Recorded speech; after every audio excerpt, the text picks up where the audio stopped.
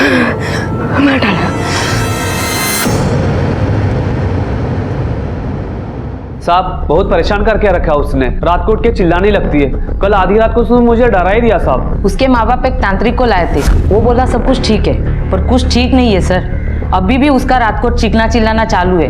मैं तो बोलता हूँ साहब कोई भूत वूत नहीं है, सब नाटक कर रही है वो अपने पति को दबा के रखने के लिए। जो भी है साहब, आप ही हमारी मदद कर सकते हैं, हमारा जीना उधर मुश्किल हो गया। मात्रे सर, जाके देखो मामला क्या है। भूत, पिशाच, आत्मा, इस सब के वजूद पर हमेशा से सवालिया निशान रहा है। कुछ लोगों का मानना है कि इंसान की तरह आत्मा के वजूद को भी नकारा नहीं जा सकता है, और कुछ लोग इसे मन का वहम और अंधविश्वास बताते हैं। विज्ञान भी भूत प्रेत के अस्तित्व को नकारता है, लेकिन मलाड में अपने पति और अपनी बेटी के साथ रहने वाली शिल्पा इस तरह से अचानक अजीब सा बर्ताव क्यों कर रही थी? क्या वो सच में किसी आत्मा की चपेट में थी या फिर वो किसी तरह का नाटक कर रही थी? आखिरकार शिल्पा अपने इस संदिग्ध बर्ताव से साबित क्या करना चाहती थी? क्या वो किसी अनहोनी का शिकार हुई थी, या वो किसी जुर्म का हिस्सा बनी थी, या वो खुद दोषी थी? इन सारे सवालों के जवाब में शायद कुछ ऐसा छिपा था जो भयभीत करने वाला था।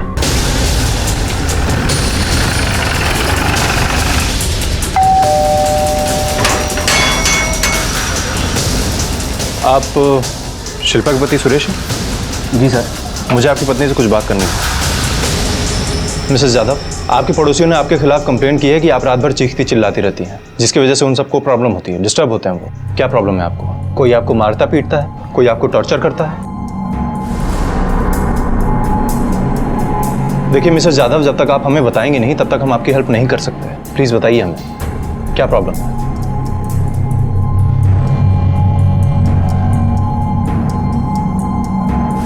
हाँ सर, पड़ोसी सच कह रहे हैं।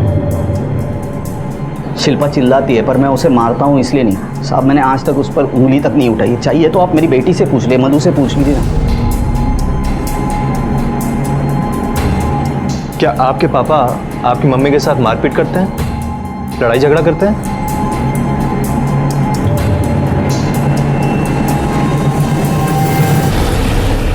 अगर आप दोनों के बीच में कोई लड़ाई झगड़ा नहीं है, कोई अनबन नहीं है, तो तुम्हारी पत्नी ऐसे क्यों रिएक्ट करने लगी? वो रात रात भर चिल्लाती क्यों है? पता नहीं साहब, ये सब कुछ 10 महीने पहले चालू हुआ। कोई कहता है शिल्पा पागल हो गई है, कोई कहता है नाटक कर रही है, उसके माँ बाप कहते हैं भूत का साया है। तुम उसे किसी अच्छे साइकियाट्रिस्ट या डॉक्टर को क्यों नहीं दिखाते? साहब मैं शिल्पा से प्यार करता हूँ, आपको लगता है मैंने ये सब कुछ किया नहीं होगा? सब कुछ किया सब, कुछ फायदा नहीं होता इसका। कभी तुमने शिल्पा से ये पूछा है कि आखिर 10 महीने पहले उसने ऐसा क्या देखा या फिर ऐसा क्या हुआ जिसकी वजह से वो ऐसा रिएक्ट करने लगी? बहुत बार पूछा सर, पर वो बताए तो ना। जब होश में रहती है तो गुमसुम रहती है, नींद से उठती है, चिल्लाने लगती है, बिना किसी को बताए घर से बाहर निकल जाती है। सब मालूम नहीं साहब, हमारे संसार को किसकी नजर। सर शिल्पा की हालत तो बहुत खराब है। वैसे उसके घर में तो ऐसी कोई प्रॉब्लम नहीं है सर, लेकिन वो जिंदा लाश की तरह पड़ी रहती है, जैसे ना कुछ देख रही हो ना ही कुछ सुन रही हो। सर मुझे लगता है कि उसको किसी बात का गहरा सदमा लगा है। मात्र एक अच्छी खासी औरत बिना किसी मेडिकल इश्यू के इस तरह का डिस्टर्ब बिहेवियर करने लग जाती है, क्यों? ऐसा करो, एक आदमी उसके घर के बाहर सर्विलेंस पे लगा दूं, देखो क्या होता है। ठीक है सर।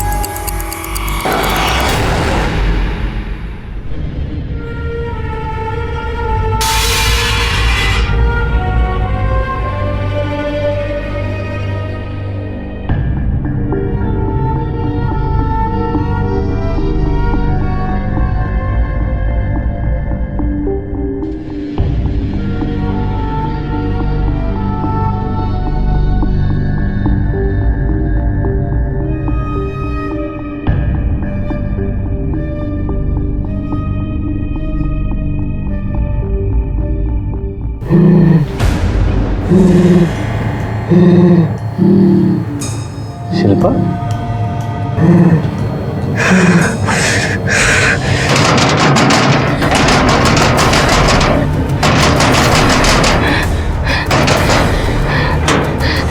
मार डाला उसे, चुन चुन शिल्पा! डाला शिल्पा! फिर दफन कर दिया।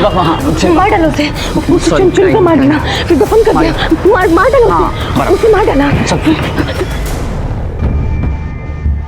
सर वो औरत बार बार एक ही बात बोलती रहती थी, मार दिया, गाड़ दिया, दफन कर दिया, और उस टाइम वो एकदम पागल जैसे हो जाती थी। जैसे कुछ बताना चाहती है सर, पर वो कुछ उसके आगे बता नहीं पा रही। मात्र ये भूत वाली थियरी तो कंफर्म होने से रही। अब रहा पागलपन। इसका मतलब ये है कि उसके पागलपन की वजह है वो हादसा जो उसके मन में घर कर गया, और ये इतनी डरी हुई है कि नॉर्मली नहीं हो पा रही। इस शिल्पा और उसके पति सुरेश की इंफॉर्मेशन निकालो जरा।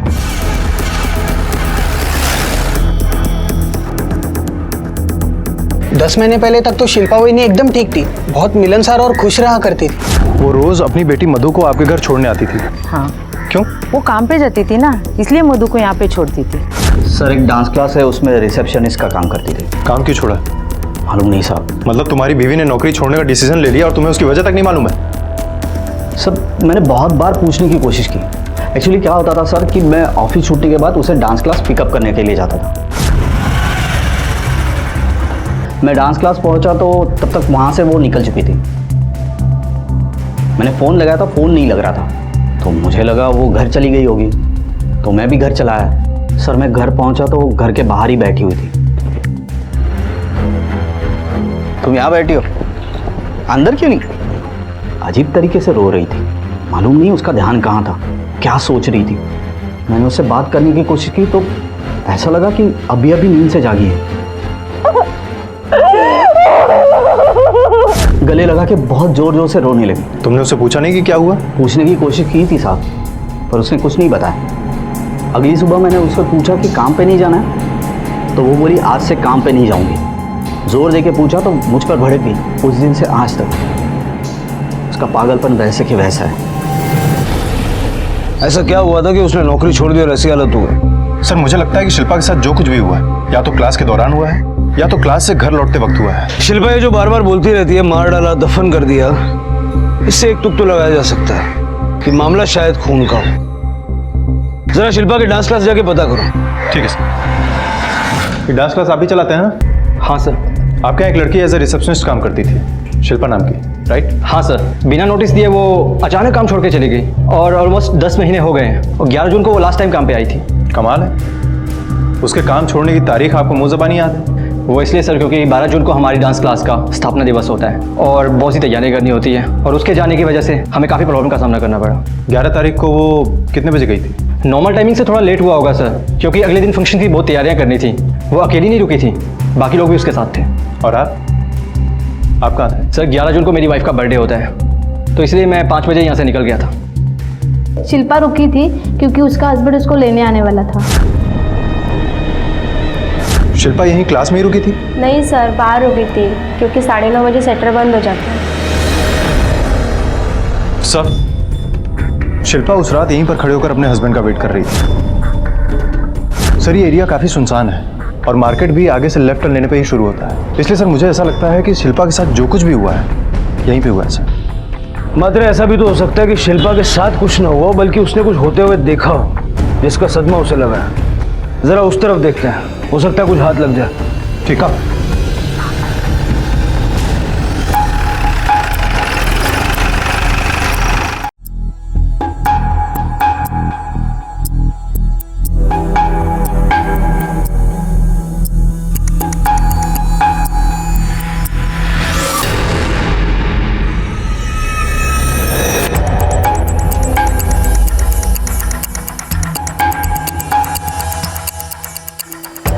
मात्रे सर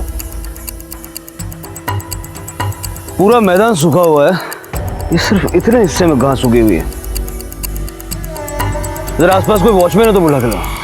ठीक है सर। सर ये डंप यार्ड का वॉचमैन है। कब से काम करते हो यहाँ? साहब 2 साल से। तब तो तुम्हें आइडिया होगा। यहाँ कोई पानी की पाइपलाइन जाती है क्या, या पानी का कोई और सोर्स? नहीं साहब ऐसा तो कुछ नहीं। ठीक है जाओ। जी सर। मात्रे पानी का कोई सोर्स नहीं और पूरे मैदान में सिर्फ यहाँ पे हरी घास उगी हुई है, समझ रहे हो? क्योंकि जमीन में दफनाई हुई बॉडी डिकम्पोज होने के बाद खाद का काम करती है।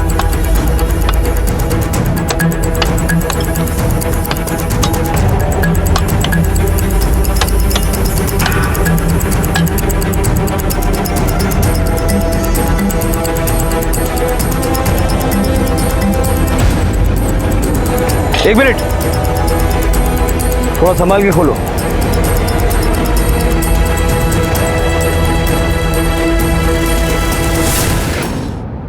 गोल्ड का ब्रेसलेट है हाथ में।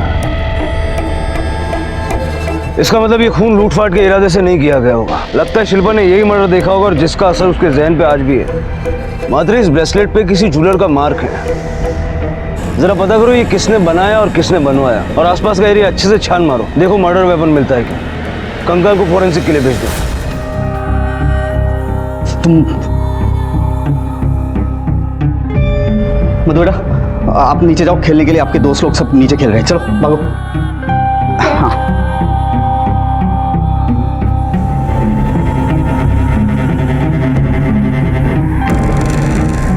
मेरी तरफ देखो, पुलिस आ गई है। अपना मुंह बंद रखना, समझी तुम? समझे?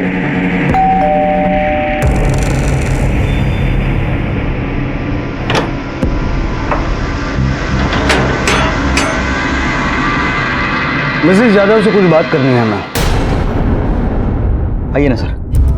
मिसेस यादव, जिसे आप मार देने की, गाड़ देने की बात करती है, शायद वहां तक हम पहुंच गए। आपकी क्लास के सामने के मैदान में से हमें कंकाल मिला। इसी मर्डर की बात करती है ना, या कोई और बात है? कुछ तो बताइए। मिसेस यादव, जब तक आप हमारी मदद नहीं करेंगी तब तक हम उसको इंसाफ नहीं दिला सकते जिसका मर्डर हुआ है। ये वही मर्डर था ना जिसको आपने होते हुए देखा है? आपने खूनी को भी देखा था ना, आप पहचान सकती हैं ना उसे? कुछ तो बताइए मिसेस यादव, कुछ तो बोलिए। किसने मारा, किसको मारा? आप उनमें से किसी को जानती हैं? अगर पहचान सर प्लीज, आप दोनों से रिक्वेस्ट करता हूँ और जोर मत डालिए। उसकी तबीयत कुछ ठीक नहीं है, 2 दिन से कुछ खाया भी नहीं है उसने, प्लीज। ठीक है, आप जरा हमारे साथ आइए। मिस्टर यादव, डॉक्टर गीता पंचाल एक साइकियाट्रिस्ट हैं। आज से आपकी पत्नी का इलाज वो करेंगे, क्योंकि अब ये केस एक मर्डर केस बन चुका है और शिल्पा यादव उसकी आई विटनेस हो सकती है। इसलिए उनका ठीक होना जल्द से जल्द बहुत जरूरी है। इसमें आप भी हमें कोऑपरेट करेंगे? आपको सर ध्यान रखिएगा उनका। चलते हैं।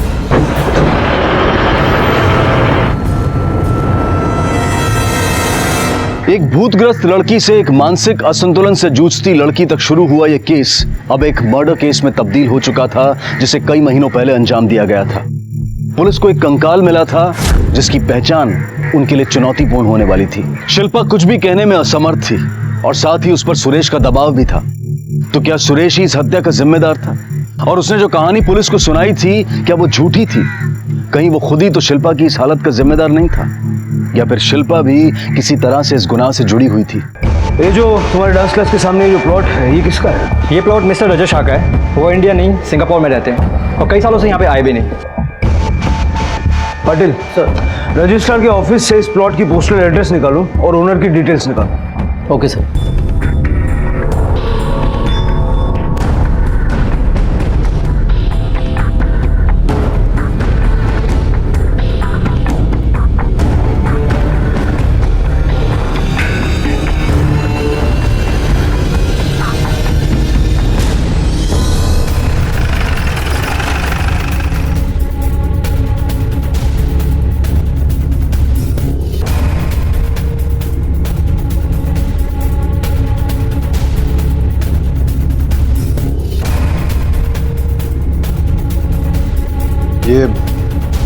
ये ब्रेसलेट आपके ही शॉप पे बना था?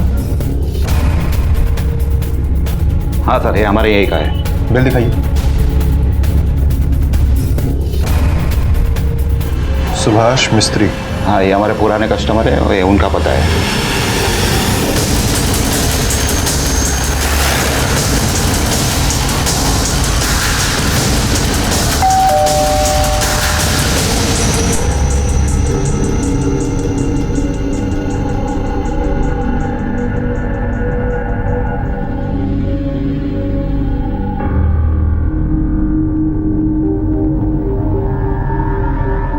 जी कहिए।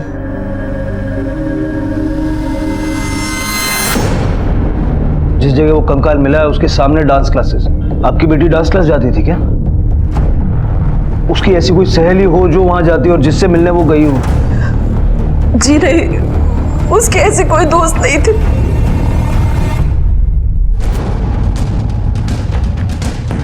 मात्र कांदिवली पुलिस स्टेशन से कांटेक्ट करो और पूजा की मिसिंग रिपोर्ट और उससे रिलेटेड सारे केस पेपर्स मंगवाओ। ठीक है सर।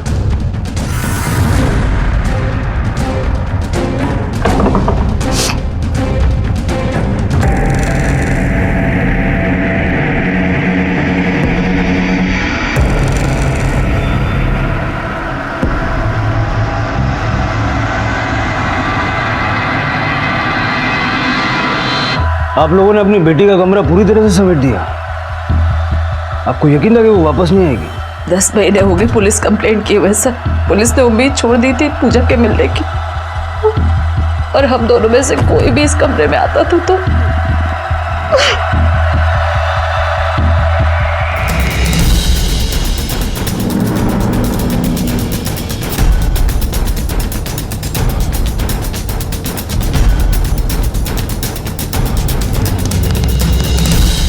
पूजा का किसी से कोई अफेयर वगैरह था क्या, या कोई दुश्मनी?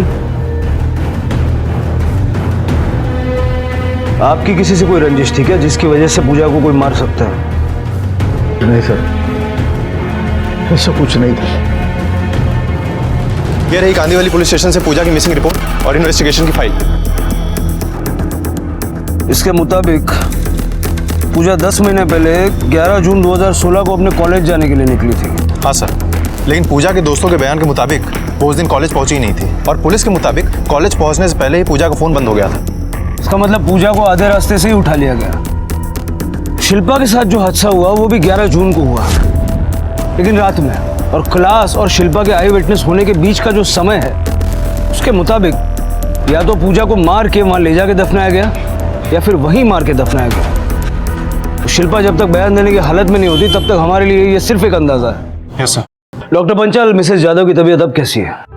काफी बड़ा सदमा लगा है, उसे हील होने के लिए थोड़ा और टाइम देना चाहिए। आइए ना, आपसे कुछ बात करना है।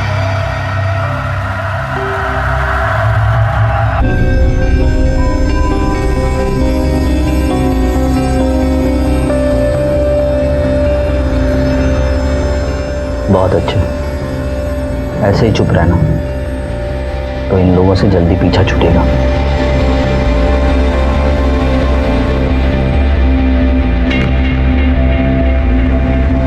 सर, फॉरेंसिक रिपोर्ट के मुताबिक पूजा का मर्डर 1 से 20 जून के बीच में हुआ है, और मर्डर किसी चाकू या धारदार वेपन से किया गया है, क्योंकि हड्डियों पे स्क्रैच के निशान मिले हैं सर। इसका मतलब है कि फोन स्विच ऑफ होने से मौत होने तक पूजा किडनैपर के कब्जे में थी। सर, ऐसा भी तो हो सकता है ना कि उसका किडनैप हुआ ही ना हो, बल्कि वो खुद अपनी मर्जी से किसी के साथ गई। मात्रे, अगर ऐसा भी है तो उस पास्ट के पर्सन को हमें ढूंढ के निकालना तो होगा। जरा पता करना होगा कि पूजा का घर वालों से और बाहर वालों से रिश्ता कैसा था। मुझे माफ करना बेटा, तुम्हारे साथ जो कुछ भी हुआ उसका जिम्मेदार मैं हूं। मेरी एक गलती की वजह से तेरी जान चली गई। असली गुनहगार तो मैं हूं। मैंने तुम्हें मौत के मुंह में ढकेल दिया। मुझे माफ करना बेटा, मुझे माफ करना, माफ करना पूजा। हमारी सोसाइटी में जो सुभाष मिस्त्री रहते हैं, उनकी बेटी पूजा मिस्त्री ये कैसी लड़की थी? हंसमुख थी साहब, बहुत अच्छी लड़की थी साहब। हम कभी उसको उदास नहीं देखे साहब। पूजा जैसे बच्चे आजकल कहाँ देखने मिलते हैं सर। रोज अपने पापा को लेकर नीचे घूमने आया करती थी। सुहास जी को कभी पूजा से सीधे मुंह बात करते हुए नहीं देखा। पता है, सुबह सुबह ताज़ी हवा में घूमने से ना हमेशा माइंड फ्रेश हो जाता है, पॉजिटिविटी आती है और विल पावर भी बढ़ जाती है। फिर ऐसा कोई काम नहीं है जो इंसान नहीं कर सकता। पापा पानी। ये सुभाष जी पूजा से किस बात पे नाराज रहते हैं? साफ साफ तो कुछ पता नहीं है, लेकिन सुहास जी हमेशा कहते थे उसने उनकी जिंदगी छीन ली है, वो कभी भी पूजा को माफ नहीं करेंगे। सर, पूजा फ्रेंडली थी, पर वो हमारे इतने क्लोज नहीं थी कि हम उसके बारे में कुछ जान सके। हाँ, उसकी बेस्ट फ्रेंड नीलिमा है, शायद उसे कुछ पता हो। सर, वो मेरी बेस्ट फ्रेंड तो थी, पर कभी अपने पर्सनल लाइफ के बारे में डिस्कस नहीं किया। हाँ, उसे एक लड़का लेने और ड्रॉप करने ज़रूर आता था। कौन था वो लड़का? क्या नाम था उसका? सर, नाम तो याद नहीं, कभी पूजा ने मिलवाया ही नहीं। हाँ, उसके कार के साथ हमने सेल्फी ज़रूर ली थी।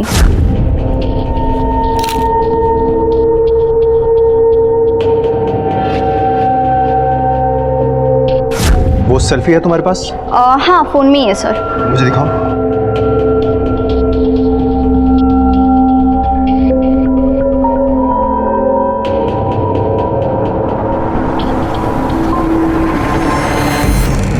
सर, जब हम सुभाष से पहली बार मिले थे तो हमें ऐसा बिल्कुल नहीं लगा था कि वो अपनी बेटी से बात तक नहीं करता होगा। और उस दिन उन्होंने पूजा का किसी से अफेयर होने से भी इनकार किया था, जबकि इंक्वायरी में ये सामने आया है कि एक लड़का कॉलेज में रोज पूजा को लेने और छोड़ने जाता था। सर हो सकता है कि ये अफेयर ही सुभाष की नाराजगी की वजह। बिल्कुल हो सकता है। मैं सुभाष से पूछताछ करता हूँ, तुम आरटीओ से उस गाड़ी की डिटेल्स निकाल दो। ठीक है सर।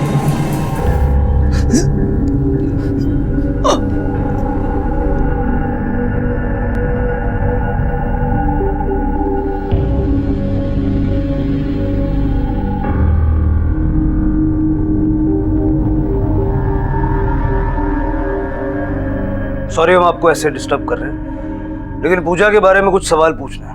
पूछिए। हमें पता चला है कि आप पूजा से बात नहीं करते थे, वजह जान सकते हैं?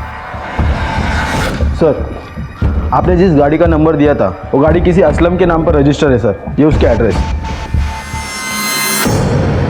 हाँ, मैं नाराज था उससे, लेकिन नाराज होने की भी वजह थी सर। उसकी एक गलती ने मुझे,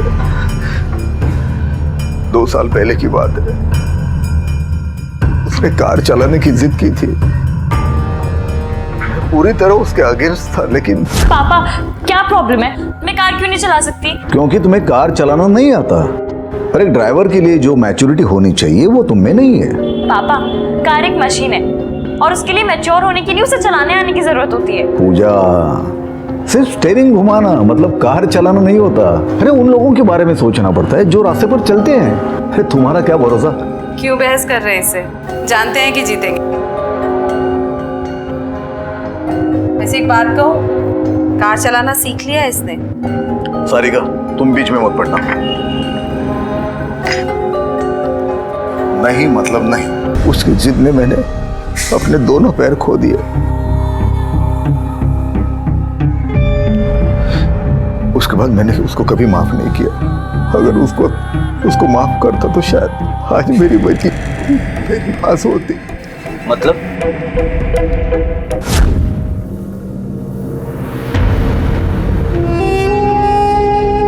पापा मुझे आपसे कुछ बात करनी है। पापा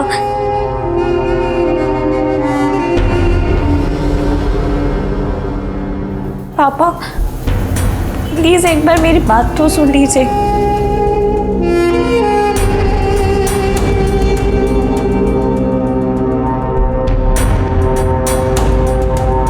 आपने ये सब हमें पहले क्यों नहीं बताया?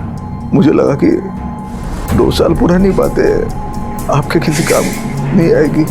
मिस्टर मिस्त्री, क्या हमारे काम का है क्या नहीं है, ये हमें डिसाइड करने दीजिए। आपके पास जो भी इंफॉर्मेशन है शेयर कीजिए प्लीज। इन्हें तो पता नहीं, आप बता सकती हैं कि बात क्या थी?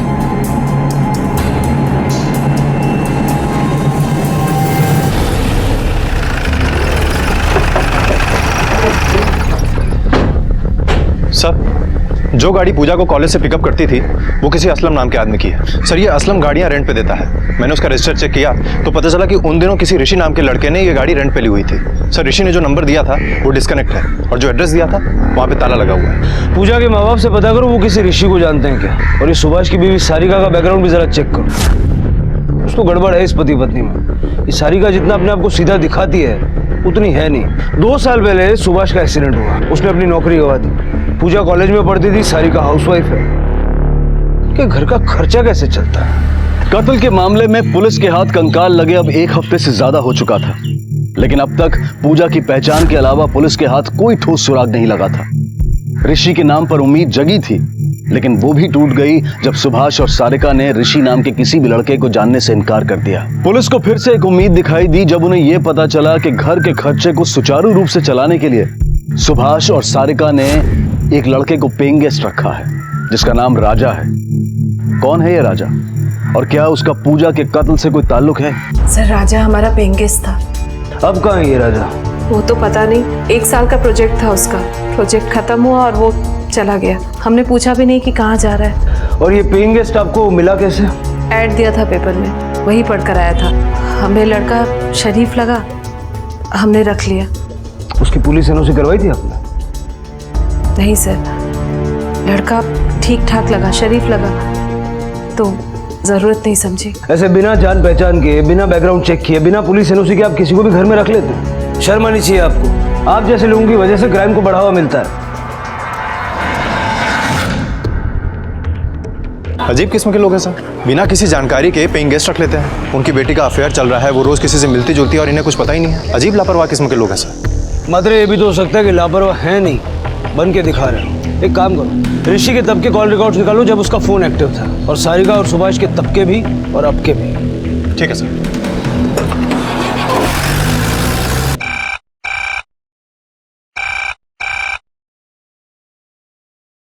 हेलो,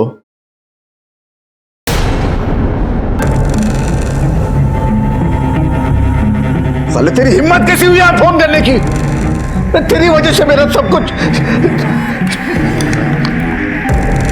हेलो, तुमने यहाँ क्यों फोन किया?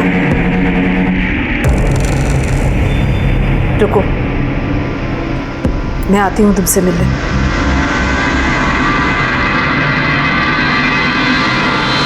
सर, ये रहे ऋषि के 1 साल पुराने नंबर के कॉल रिकॉर्ड्स।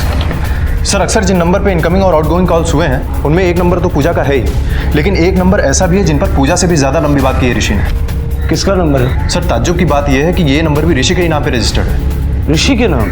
Yes sir. और सर, जब हमने सारिका के बारे में इन्वेस्टिगेट किया तो पता चला कि हमारे ही पुलिस स्टेशन में सारिका ने 1 साल पहले एक कंप्लेंट दर्ज करवाई थी अपने देवर प्रदीप के खिलाफ। ये रही उसकी कॉपी सर, ये देखिए। मैंने प्रदीप के खिलाफ कंप्लेंट की थी क्योंकि उसने हरकत ही ऐसी की थी। वो इनकी बीमारी का फायदा उठाना चाहता था, मेरा फायदा उठाना चाहता था, और उल्टा मुझे धमकी दे रहा था कि अगर मैंने मुंह खोला तो मेरा घर बर्बाद कर देगा। बस इसीलिए मैंने उसके खिलाफ कंप्लेंट की थी पुलिस में। बाद में आपने उसकी जमानत भी करवाई? जी नहीं, मैंने जमानत नहीं करवाई थी उसकी, इन्होंने करवाई थी, ये जानते हुए भी कि वो मेरे साथ क्या करना चाहता था। कुछ नहीं करना चाहता था सर मैं उसके साथ। वो झूठ बोल रही है। उल्टा मैं जब भी भैया से मिलने जाता वो कुछ ना कुछ बहाना करके मेरे पास आती थी और मुझे चिपकती थी। तो जब तुमने कुछ किया ही नहीं तो उसने पुलिस में शिकायत क्यों की? सर, वो कहते हैं ना, चोर की दाढ़ी में तिनका, बस वही बात है। उसे पता था कि अगर मैंने अपना मुंह खोल दिया तो वो फंस जाएगी, इसलिए उसने मुझे पहले फंसा दिया। तो तुम्हारे कहने का मतलब है कि वो सारे इल्जाम तुम पे झूठे लगा रही है? हाँ सर, वो एक नंबर की मतलबी औरत है सर। मैं तो क्या, उसने अपने पेइंग गेस्ट तक को नहीं छोड़ा, और मैंने खुद अपनी आंखों से उन दोनों को रंगरलियां मनाते हुए देखा है सर। हो सकता है तुमने ये सब कुछ सारिका से बदला लेने के लिए किया। सारिका ने तुम्हें इग्नोर किया, तुम्हारे खिलाफ पुलिस कंप्लेंट की, और बदले में तुम उसके ऊपर इल्जाम लगा रहे हो। और ये भी हो सकता है कि तुमने उसकी बेटी का खून भी किया हो। सर, मेरा उस कमीनी औरत के साथ कोई लेना देना नहीं है सर। और जहाँ तक पूजा का सवाल है, वो तो मेरी बेटी की तरह है। वो भी मुझे बहुत मानती थी सर, अपने सारे सीक्रेट्स शेयर करती थी मेरे साथ। तब तो तुम्हें ये भी पता होगा कि ऋषि नाम के एक लड़के के साथ उसका अफेयर चल रहा था। ऋषि? नहीं सर, ये नाम तो मैं पहली बार सुन रहा हूँ। वो मुझे जब भी मिलती थी अपने मम्मी पापा के बारे में, राजा और रघु के बारे में बात करती थी। ये रघु कौन है? सर, रघु उनके यहाँ पर एक नौकर था। करीब 1 साल पहले वो नौकरी छोड़ के चला गया।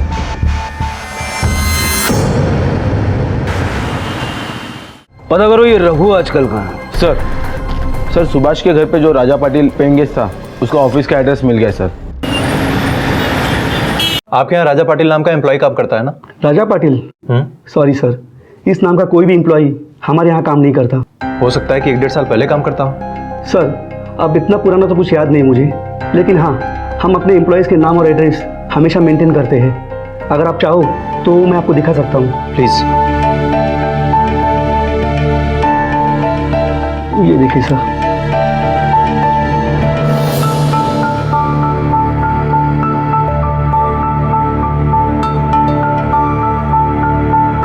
ऋषि नायक, ये ऋषि आपके यहाँ एम्प्लॉय था ना? जी हाँ सर। मुझे इसके फोटोग्राफ्स और पूरी इंफॉर्मेशन चाहिए। ये देखिए सर।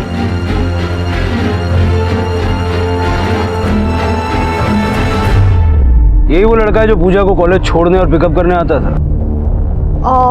सर, बहुत टाइम हो गया, ठीक से याद तो नहीं, पर शायद यही है।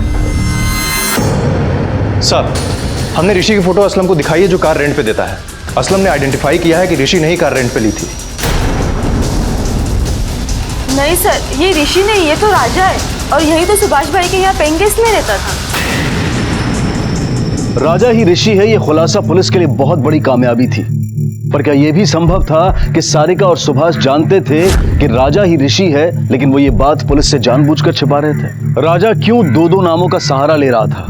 क्या इसके पीछे भी कोई राज था? इसे पहचानते हैं? सर ये तो राजा है, यही तो था हमारे यहाँ पेइंग गेस्ट। तब तो आपको यह भी पता होगा कि यही आदमी राजा और ऋषि नाम की दो आइडेंटिटी के साथ जी रहा था। नहीं, ऐसा तो हमें कुछ पता नहीं था। मिस्टर मिस्त्री, आपको कई सारी चीजें नहीं पता। इस आदमी का मिलना हमारे लिए बहुत जरूरी है, क्योंकि हो सकता है कि इसका पूजा के खून से कोई वास्ता हो।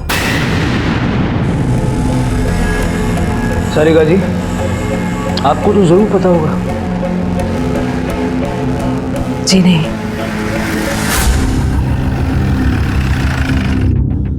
सर, पूजा के यहाँ जो रघु नाम का नौकर काम करता था वो यूपी का रहने वाला है और 1 साल पहले काम छोड़कर वो वापस यूपी चला गया था। लेकिन सर कुछ ही दिनों बाद वो वापस मुंबई आ गया। सर इस रघु ने सुभाष के यहाँ से काम 7 अप्रैल को छोड़ा था, लेकिन सुभाष के लैंडलाइन नंबर के कॉल रिकॉर्ड के मुताबिक सुभाष के घर का कोई ना कोई सदस्य इस रघु के साथ जून तक लगातार कॉन्टैक्ट में था।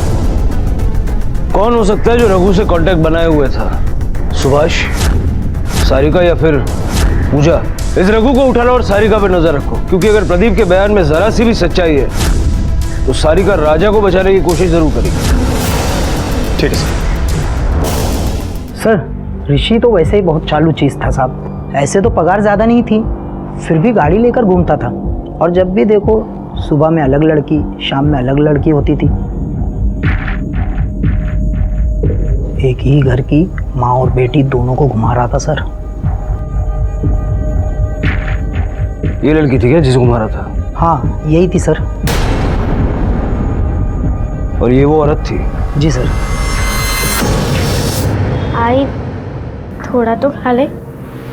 मुझे नहीं खाना है। क्यों आई? तू खाएगी नहीं तो ठीक कैसे होगी? ये ले, खा ले। मुझे नहीं खाना बेटा, मेरे मन में एक बहुत बड़ा बोझ है। जब तक वो नहीं उतरता तब तक मैं ठीक नहीं हो सकती। तो क्या बोल रही है? कौन सा बोझ?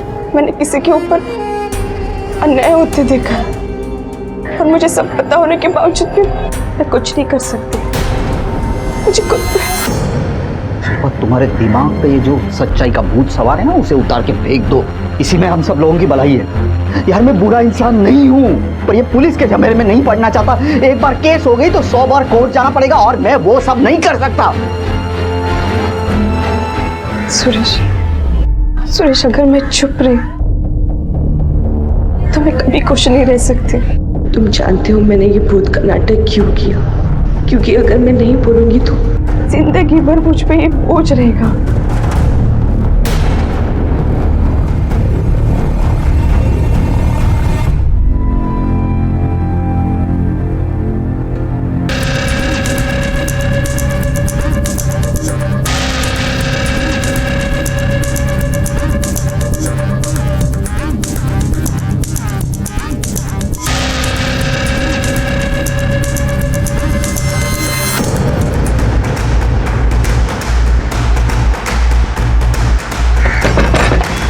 सारिका, सारिका, देखो हमें मालूम है कि तुम अंदर हो। दरवाजा खोलो वरना हमें दरवाजा तोड़ना पड़ेगा। दरवाजा तोड़ो।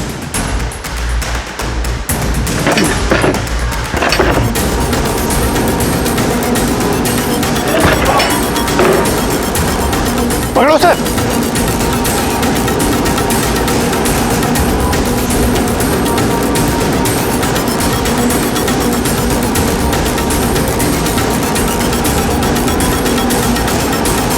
ज्यादा अनजान बनने की जरूरत नहीं है, हम सब जान चुके हैं। तुम्हारे याशिक के साथ तुम्हारी बेटी का अफेयर था और इसी वजह से तुमने उसे मार दिया, है ना?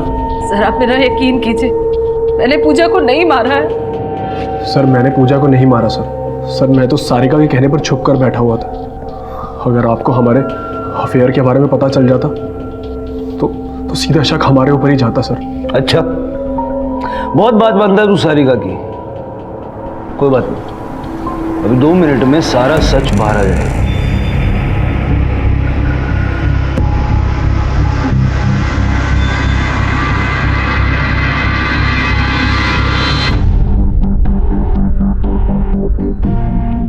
नहीं सर, मेरे आंखों के सामने खून हुआ था।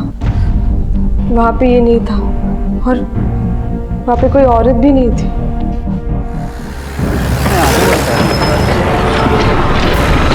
पकड़ उसको। कहाँ भाग रहा है?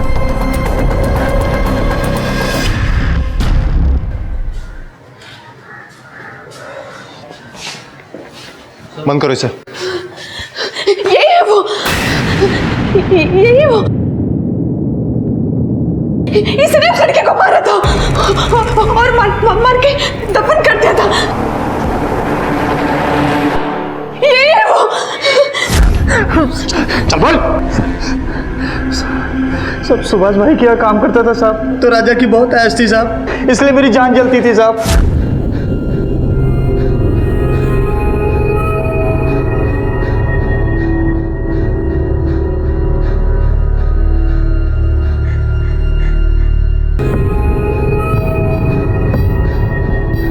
पूजा, नाश्ता कर लो। साहब यही सोच के मैंने भी ऐसा ही किया साहब। जब वो इतनी ऐश काट रहा है तो मैं भी इस बहती गंगा में हाथ धो लूं। यही सोच के मैंने छोटी मैम साहब के ऊपर हाथ डाला साहब, और साहब ने पकड़ लिया और नौकरी से निकाल दिया मुझे। 11 तारीख को मैंने अपने 3 दोस्तों को बुलाया और छोटी मैम साहब को कॉलेज जाते समय रास्ते से उठा लिया साहब। छोटी मैम साहब को रास्ते से हटाने के लिए उन्होंने मुझे याद किया। हाँ सर, मैंने मरवाया पूजा को। वो राजा से प्यार करने लगी थी, पर उसे मेरे और राजा के संबंध के बारे में कुछ नहीं पता था। जब उसे पता चला तो वो गुस्से में सब कुछ सुभाष को बताने गई। पापा, मुझे आपसे कुछ बात करनी है। पापा। सुभाष ने उसकी कोई बात नहीं सुनी, पर ये बात हमारे लिए प्रॉब्लम बन गई थी। पूजा ने रात दिन एक ही रट लगा रखी थी राजा से कि वो मुझे छोड़ दे और उससे शादी कर ले। इसीलिए मजबूरी में आकर मुझे ये डिसीजन लेना पड़ा। राजा को सेव करने के लिए मैंने पहले उसे घर से बाहर निकाल दिया, फिर रघु को पैसे देकर पूजा को मरवा दिया। अच्छा होता अगर तुम्हारी असलियत सबके सामने नहीं आती, क्योंकि जैसा घिनौना काम तुमने किया है ना, किसी को भी ये जानकर विश्वास नहीं होगा कि ऐसी भी मां हो सकती है। एक मां जिसने एक बेटी को जन्म दिया, उसने ही उसका जीवन ले लिया। ऐसे अपराध न सिर्फ रिश्तों को कलंकित करते हैं, बल्कि रिश्तों पर के विश्वास को भी कमजोर करते हैं। सारिका को पूजा के कत्ल की साजिश के लिए और रघु और उसके साथियों को पूजा के कत्ल के लिए गिरफ्तार किया गया है। ये सभी इस वक्त न्यायिक हिरासत में हैं। रिश्तों में भी दायरे जरूरी हैं। रिश्तों की मर्यादा बनी रहे तो ही रिश्ते चल पाते हैं, और जब रिश्ते अपनों को छलने निकल पड़ते हैं, तब सारिका जैसे उदाहरण पैदा होते हैं जो सिर्फ दूसरों के लिए नहीं बल्कि अपने लिए भी घातक होते हैं। इसी विचार के साथ अब मैं अनूप सोनी आपसे विदा लेता हूं। फिर मुलाकात होगी अगले एपिसोड में एक और चौंका देने वाले केस के साथ। तब तक अपना और अपने परिवार का ख्याल रखें और देखते रहें क्राइम पेट्रोल डायल 100। सबक एक को सीख हम सबको। जय हिंद।